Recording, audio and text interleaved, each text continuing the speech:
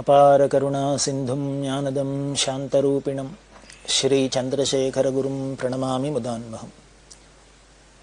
கருணை கடலான காஞ்சி மகாபிரிவா தன்னோட யாத்திரையில் கர்நாடகத்தில் ஹம்பிங்கிற இடத்துல இருக்கா. அந்த ஹம்பியில் இருக்கிறதே இந்திரா காந்தி தரிசனம் பண்ணிண்டா. இந்த இந்திரா காந்தி அப்போ பதவியில் இல்லை, அப்போது மொரார்ஜி தேசாய் பிரைம் மினிஸ்டராக இருந்தார். ஜனதா கவர்மெண்ட் நடந்திருந்தது. இந்திரா காந்தி அதுக்கு முன்னாலேயும் காஞ்சிபுரத்தில் 2 தடவை தரிசனம் பண்ணியிருக்கா. ரொம்ப அசாத்திய பக்தி, பெரியவாள்கிட்ட அப்படி ஒரு அச்சஞ்சல பக்தி அந்த அம்மாவுக்கு. பெரியவா கையை தூக்கி ஆசீர்வாதம் பண்ணினா. அந்த கையை தூக்கி ஆசீர்வாதம் பண்ணினதுனாலேயே என்ன பண்ணா, தன்னோட சின்னத்தையே மாற்றின்னு தன்னோட கட்சியோட சின்னத்தை கை சின்னமாக மாற்றிண்டா. அது பெரியவாளோட அனுகிரகம் பண்ணின கை அப்படிங்கிறதுனால தன்னோட கட்சிக்கு சின்னத்தையே மாற்றிண்டா. அப்படி ஒரு பக்தி, அபாரமான பக்தி.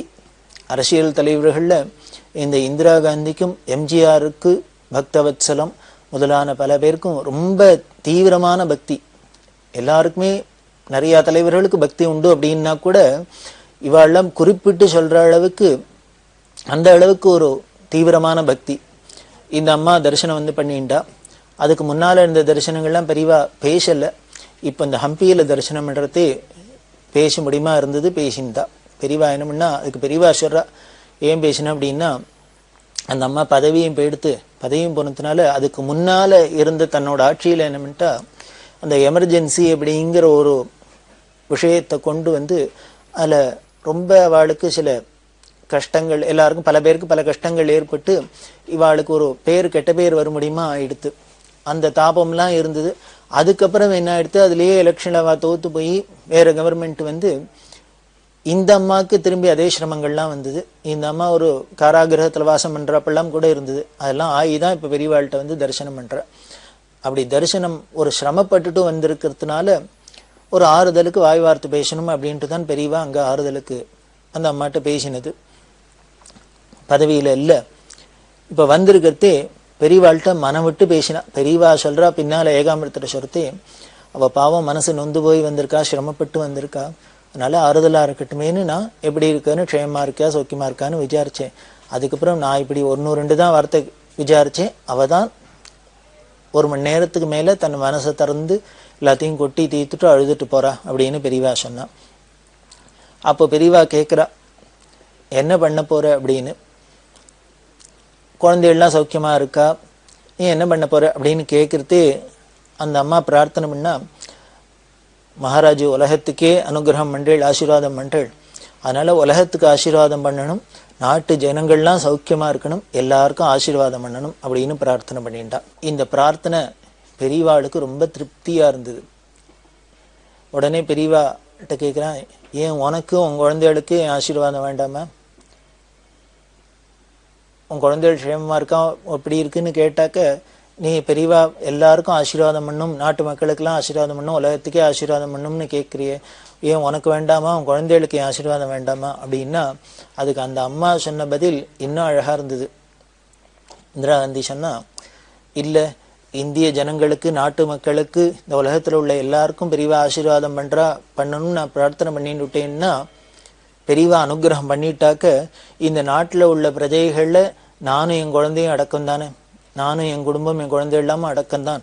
அதனால இந்த நாட்டில் எல்லாருக்குமே அனுகிரகம் பண்ணணும், லோகத்தில் உள்ள எல்லாருக்குமே அனுகிரகம் பண்ணணும்னு பிரார்த்தனை பண்ணிவிட்டா, அந்த லோகத்தில் உள்ள ஜனங்களில் ஜீவராசியில் நானும் ஒன்றும் என் குடும்பம் ஒன்றும் என் குழந்தையோட ஒன்றும், அதனால இது எங்களுக்கும் கிடைச்சிடும், அதனால எங்களுக்கு ஸ்பெஷலாக தனியாக கேட்கணுங்கிற அவசியம் இல்லை, எல்லாரும் சேர்ந்து பொதுவில் பிரார்த்தனை பண்ணிவிட்டா எனக்கும் கிடைச்சிடும் அப்படின்னா, இதுதானே நமக்கும் சாஸ்திரங்கள்லாம் சொல்லித் தருது. லோகா சமஸ்தா சுகினோ பவந்து அப்படின்னு உலகத்தில் உள்ள எல்லாரும் இருக்கணும். இன்னும் வேதத்தில் பார்த்தீங்கன்னா இன்னும் 2 கால் பிராணிகள் 4 கால் பிராணிகள்லேருந்து எல்லாரும் க்ஷேமாக இருக்கட்டும் அப்படின்னு தான் நமக்கு வேதமே பிரார்த்தனை பண்ணுறது.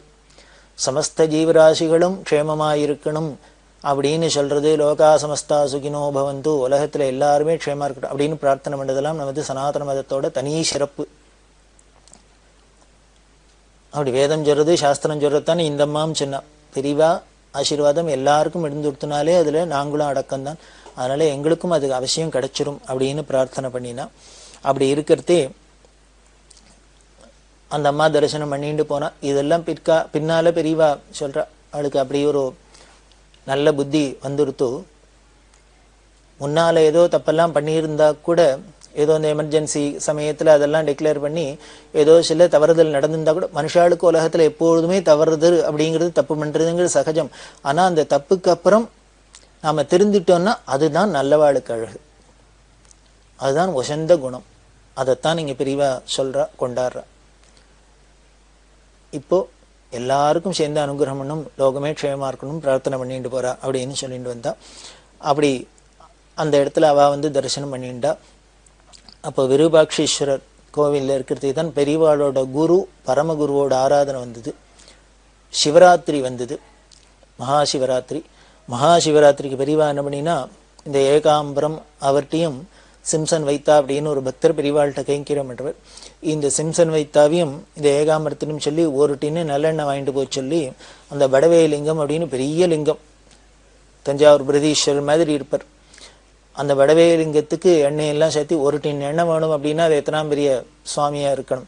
அந்த சுவாமிக்கு அபிஷேகம் எல்லாம் பண்ணி சிவராத்திரி பூஜை இங்க பண்ண சொன்னா. இந்த பெரியவாளோட குரு பரமகுரு ஆராதனை வரும். சிவராத்திரியை ஒட்டி பெரியவாளோட குரு பரமகுரு ரெண்டு பேரோட ஆராதனை வரும். இந்த ரெண்டு பேர் ஆராதனை, ரெண்டு ஆராதனையும் முன்னாலேயே சொன்னோம், பெரியவா தங்கி இருக்கிற இடத்துல பக்கத்துல இந்த விருபாட்சீஸ்வர மடம், வித்யாரண்ய மடம் இருக்குன்னு. அங்க சௌரியமா இருந்ததுனால இந்த கர்நாடகால உள்ள வேத வித்துக்கள் எல்லாமே சொல்லி 32 பேரை வச்சு ஆராதனை ரொம்ப விமர்சையா நடந்தது. அப்படி ஆராதனை நடக்கிறதே அந்த ஆராதனை சமயத்துல வித்வத் சதஸ் நடந்தது. காரணம், பெரியவாளோட பரமகுரு அத்வைத சபா அப்படின்னு நிறுவி இந்த அத்வைத சாஸ்திரம் வளர்றதுக்கு பல விதத்திலையும் கைங்கரியம் பண்ணியிருக்கார். அதனால அவருக்கு ஆராதனை என்ன, அவருக்கு பிராமணாவை வரிச்சு நாம இனிமேல் தட்சிணை கொடுக்குறோம், ஆகாரம் பண்ணி வைக்கிறோம், வஸ்திரம் கொடுக்குறோம், சொர்ணவள்ளி கொடுக்குறோம், அதெல்லாம் இருக்கட்டும். இருந்தா கூட அந்த குருநாதர் என்ன சொன்னாரோ, ஆசை பண்ணாரோ, அதுக்கு வேத சாஸ்திரத்துக்கு என்னென்ன கைங்கரியம் பண்ணணும்னு நினைச்சாலோ அதையும் அந்த தினத்துல பண்ணினாதான் அவளுக்கு இன்னும் பூர்ண திருப்தி இல்லையா.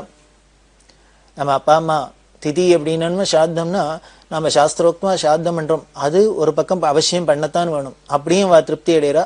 இதுக்கு மேல அவளுக்கு என்ன திருப்தினர், அவ சொன்ன நல்லதெல்லாம் நாம ஃபாலோ பண்றது, கடைபிடிக்கிறதே அவளுக்கு இன்னும் பரம சந்தோஷம் ஏற்படுறது, பரம திருப்தி ஏற்படுது, அந்த ஆத்மாக்கள் சாந்தி அடையிறது. அதுதான் நம்ம முக்கியமாக கற்றுக்கணும். இதை எதுக்கு நான் குறிப்பிட்டு சொல்றேன் அப்படின்னா, தன்னோட குரு பரமகுரு ஆராதனையில பெரியவா உடனே வித்வத் சதஸ் வைக்கிறா அப்படின்னா, ஆராதனைக்கும் வித்வத் சதஸ்க்கும் என்ன சம்பந்தம் அப்படின்னு நமக்கு தோணலாம். அந்த பரமகுருநாதர் தான் இந்த அத்வைத சாஸ்திரம் தழிச்சிருக்கு, எல்லாருக்கும் ஞானம் ஏற்படுறதுக்கு அத்வைத சபானெல்லாம் ஏற்பாடு பண்ணினவரா இருந்ததுனால, அவர் அந்த சமயத்துல அவரை ஸ்மரிக்கிற தினத்துல அவர் சொன்ன காரியத்தையும் பண்ணணும் அப்படிங்கிறதுனாலேயே இந்த வித்வான்கள்லாம் வச்சு இந்த வித்யாரண்யர் சன்னதியில வித்வத் சதஸ் நடத்தினா. அதுல வித்வான்களுக்கெல்லாம் சம்பாதனை பண்றதுக்கு ஷாண்டூர் ராஜா குடும்பம் அவ வந்திருந்தா. யுவராஜாக்கள்லாம் எல்லாருக்கும் சால்வை எல்லாம் போத்தி சம்பாவனை எல்லாம் பண்ணி எல்லாம் பண்ணினா. அதுல ஏகாம்பரத்துக்கு ரொம்ப சந்தோஷமா இதை தெரிவிச்சுப்பார். என்னன்னா, இப்படி ஒரு பெரிய வித்யாரண்யர் சன்னதியில பெரியவாள் சந்நிதியில அவ ஏற்பாடு பண்ணி பெரியவாளோட குருநாதல் ஆராதனை தினத்துல வித்வத் சதஸ் நடக்கிறது.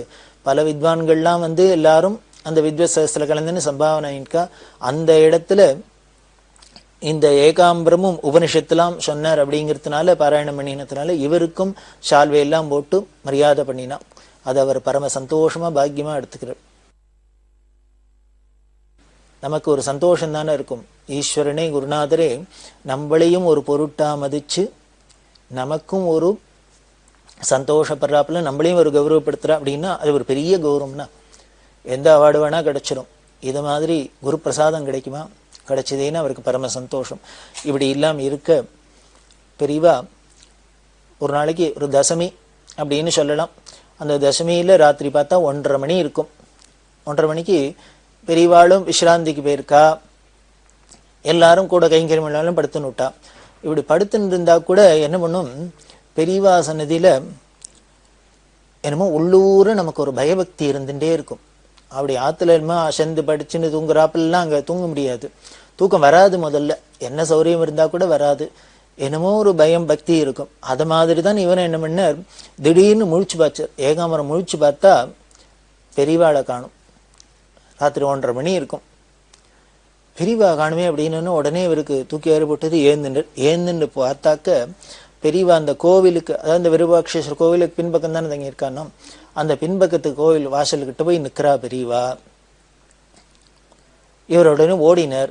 எதுக்கு ராத்திரி 1:30 மணிக்கு வந்து பெரியவா இங்கே வாசக்கிட்ட நிற்கிறான்னு. பெரியவாளும் மௌனத்தில் இருக்கா. இவர் என்ன பண்ணினார், பெரியவா இங்கே வந்து நிற்கிறத பார்த்தோன்னு இந்த கூட கைங்கரியம் என்றவாளுக்கு அந்த அப்படியே பெரியவாளோட இந்த நெழுவி சொல்லுவது தெரியும். உள்ளுக்குள்ள மனசுல என்ன பெரியவா நினைக்கிறா, என்ன அவளுக்கு ஆசை அப்படிங்கிறது இவாளுக்கு பார்த்த மாத்திரத்திலேயே புரிஞ்சிடும். அந்த பாரிஷதர்களுக்கெல்லாம் அதுதானே ஒரு பெரிய ப்ளஸ் பாயிண்ட், அதுதானே பெரிய வரப்பிரசாதம். அதனால இவர் என்ன பண்ணினார், பெரியவா இப்போ எங்கேயானு கிளம்புறாளான்னார், யாத்திரை கிளம்புறாளான்னு. உடனே பெரியவா ஆமான்னு தலையாட்டினான்.